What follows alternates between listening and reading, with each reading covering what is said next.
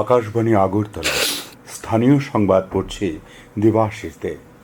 রাজ্যের ত্রিস্তর পঞ্চায়েত নির্বাচনে আজ মনোনয়নপত্রগুলি পরীক্ষা করে দেখা হবে। গতকাল ছিল মনোনয়নপত্র দাখিলের শেষ দিন। মনোনয়নপত্র প্রত্যাহারের শেষ দিন আগামী 22শে জুলাই। আগামী 8ই আগস্ট ত্রিপুরা পঞ্চায়েত নির্বাচনে ভোট গ্রহণ করা হবে। ভোট গণনা করা হবে 12ই আগস্ট। রাজ্য নির্বাচন কমিশনার শরদিন্দু চৌধুরী গতকাল আকাশবাণী আগরতলার প্রতিনিধিকে জানান, রাজ্যে সুষ্ঠু অবাধ শান্তিপূর্ণভাবে নির্বাচন করার ব্যাপারে সব ধরনের উদ্যোগ নেওয়া হয়েছে। কমিশনের পক্ষ থেকে রাজ্য পুলিশকে 40 কোম্পানি কেন্দ্রীয় বাহিনী মোতায়েন করার জন্য বলা হয়েছে বলে তিনি জানান। রাজ্যের ত্রিস্তর পঞ্চায়েত নির্বাচন অবাধ, সুষ্ঠু, শান্তিপূর্ণভাবে সম্পন্ন করার জন্য আদালত রাজ্য নির্বাচন কমিশনকে নির্দেশ দিয়েছে। এই বিষয়ে বিশিষ্ট আইনজীবী পুরুষোত্তম রায় বর্মন জানান, পঞ্চায়েত নির্বাচনে অনলাইনে মনোনয়ন জমা নেওয়া, মনোনয়ন দাখিলের সময়সীমা বৃদ্ধি সহ বিরোধী দলের প্রার্থীদের নিরাপত্তা দেওয়ার দাবিতে সিপিআইএম এবং কংগ্রেসের পক্ষ থেকে আলাদা দুটি মামলা করা হয় হাইকোর্টে।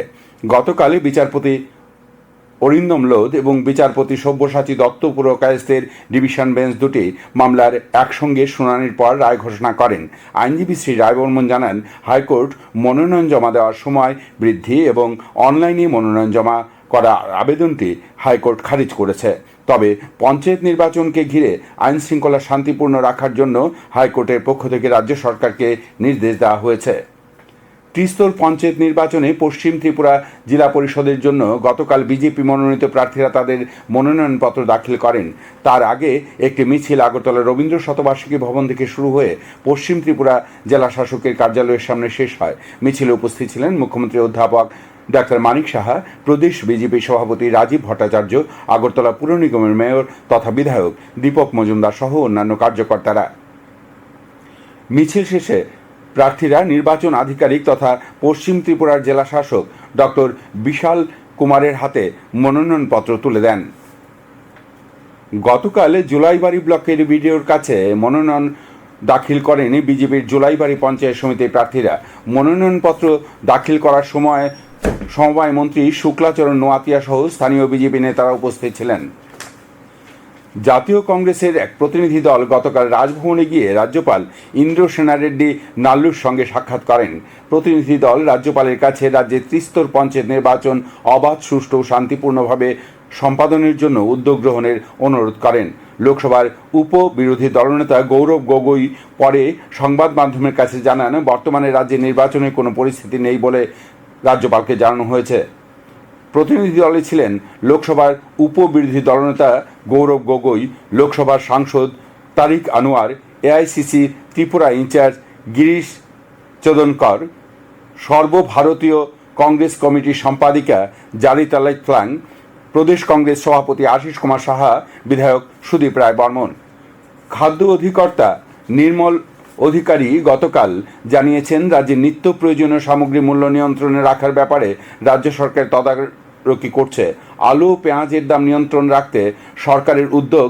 আগরতলা শহরের 13টি বাজারে সুলভ মূল্যের কাউন্টার খোলা হয়েছে। এই কাউন্টারগুলোতে আলু 33 টাকা প্রতি কিলো ও পেঁয়াজ 42 টাকা প্রতি কিলো দরে বিক্রি করা হচ্ছে। আজ উদয়পুর প্রাইমারি মার্কেটিং কোঅপারেটিভ সোসাইটির উদ্যোগে উদয়পুরেও আলু পেঁয়াজের একটি কাউন্টার চালু করা হবে বলে তিনি জানান।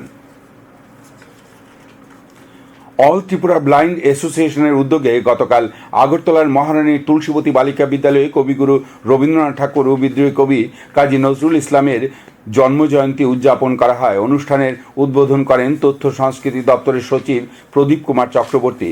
এছাড়া অনুষ্ঠানে উপস্থিত ছিলেন সমাজ কল্যাণ ও সমাজ শিক্ষা দপ্তরের সচিব তাপস রায়, তথ্য সংস্কৃতি দপ্তরের অধিকর্তা বিম্বিসার ভট্টাচার্য, সমাজ কল্যাণ সমাজ শিক্ষা দপ্তরের অধিকর্তা তপন দাস। অনুষ্ঠানে দৃষ্টিহীন শিল্পীরা সঙ্গীত পরিবেশন করেন। অল ত্রিপুরা ব্লাইন্ড অ্যাসোসিয়েশনের পক্ষ থেকে এই সংবাদ জানানো হয়েছে। আগামী 23শে জুলাই সন্ধ্যা 6টায় উমাকান্ত মিনি স্টেডিয়ামের ফ্লাড লাইটের উদ্বোধন হবে। উদ্বোধন করার জন্য আমন্ত্রণ জানানো হয়েছে মুখ্যমন্ত্রী অধ্যাপক ডাক্তার মানিক সাহাকে। রাজ্য ফুটবল সংস্থার সচিব অমিত চৌধুরী জানান, ফ্লাড লাইটের মাধ্যমে উদ্বোধনের মধ্য দিয়ে ত্রিপুরার ফুটবলের পরিকাঠামোতে নতুন মাত্রা যোগ হবে। এদিকে ত্রিপুরা তৃতীয় ডিভিশন লিগ ফুটবলের প্লে অফ ম্যাচ হবে আগামী 23শে জুলাই। এই দিন সন্ধে 6:30 উমাকান্ত মিনি স্টেডিয়ামের ফ্লাড লাইটে হবে ম্যাচটি। এতে মুখোমুখি হবে সরোজ সংঘ এবং ঐকতান যুব সংস্থা। দুদলই গ্রুপ চ্যাম্পিয়ন হয়ে প্লে অফে খেলার ছাড়পত্র অর্জন করেছে। প্লে অফ ম্যাচের মাধ্যমে নির্ধারণ হবে কোন দল আসরে খেতাব পাবে। ঘরোয়া দ্বিতীয় ডিভিশন লিগ ফুটবলের উদ্বোধনী ম্যাচে আজ স্কাইলার ক্লাব খেলবে এনএসআরসিসির বিরুদ্ধে। উমাকান্ত মিনি স্টেডিয়ামে বিকেল 3:30টায় ম্যাচটি শুরু হবে। এর আগে আসরের উদ্বোধন করবেন পর্যটন মন্ত্রী সুশান্ত চৌধুরী। বলে কিক দিয়ে প্রতিযোগিতা সূচনা করবেন প্রাক্তন ফুটবলার তথা রেফারি বিশ্বজিৎ সাহা। আবহাওয়ার খবর। আজ দুপুর পর্যন্ত আবহাওয়ার পূর্বাভাসে জানানো হয়েছে আকাশ অংশত মেঘলা থাকবে, বজ্রবিদ্যুৎ সহ 2-1 পশলা হালকা থেকে মাঝারি ধরনের বৃষ্টি হতে পারে। আজ ভোর পর্যন্ত আগরতলার আশেপাশে বৃষ্টি হয়েছে 42.2 মিলিমিটার। আগরতলায় আজ ভোরে সর্বনিম্ন তাপমাত্রা ছিল 26.1 ডিগ্রি সেলসিয়াস। দিনের সর্বোচ্চ তাপমাত্রা থাকবে 35 ডিগ্রির কাছাকাছি। স্থানীয় সংবাদ এখনকার মতো এখানেই শেষ হলো।